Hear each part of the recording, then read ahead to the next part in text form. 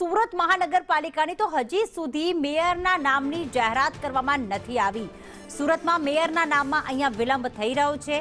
છેલ્લા 1 કલાકથી અહીંયા નામના જાહેરાતની મેયરના નામની જાહેરાતની રાહ જોવામાં આવી રહી છે। હજુ પણ નામ જાહેર થઈ શક્યું નથી। તમામ મીટિંગ પૂર્ણ થઈ ચૂકી છે, પણ હજી સુધી નામની જાહેરાત કરવામાં નથી આવી। જયેન્દ્ર અમારી સાથે જોડાઈ ગયા છે। જયેન્દ્ર, 120 સીટ હતી, જેમાં 115 બેઠકો ભારતીય જનતા પાર્ટીએ મેળવી હતી। તેમ છતાં હજી પણ જીત તો મળી ગઈ, પણ મેયરના નામની જાહેરાતમાં હજી વિલંબ કેમ થઈ રહ્યો છે?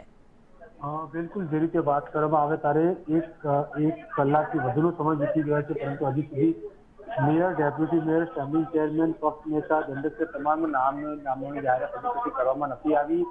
ત્યારે ખાસ કરીને સુરત શહેર ભાજપ પ્રમુખ પરેશ પટેલ જે છે તેઓ જે છે કહી રહ્યા છે જે રીતે ઉપરથી ફોન આવશે ત્યારબાદ જાણ કરવામાં આવશે, એટલે ઉપર તેથી તેમની રાહ જોવાઈ રહી છે। જે છે પાર્લામેન્ટથી ગાંધીનગરથી જે રીતે ફોન આવશે ત્યારબાદ જાહેરાત કરવામાં આવશે। પરંતુ મહત્વની બાબત એ પણ છે કે વડોદરા હોય, સુરત હોય, આણંદ હોય, તમામ જગ્યાએ મેયરની તમામ હોદ્દેદારોની જાહેરાત કરી દેવામાં આવી છે, પરંતુ સુરતમાં વિલંબ થઈ રહ્યો છે। તમામ લોકો રાહ જોઈને બેઠા છે, તે સૌથી મોટી મહત્વની વાત છે। જી, કયા નામ ચર્ચામાં છે જયેન્દ્ર પાંડે અત્યાર સુધી?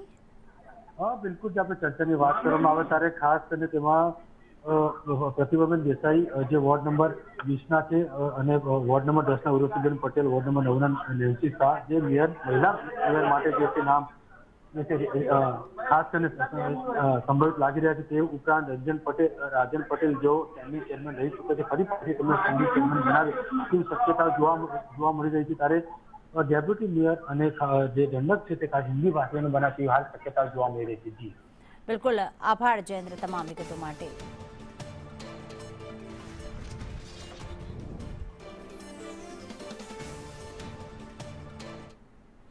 સાબરકાંઠા જિલ્લા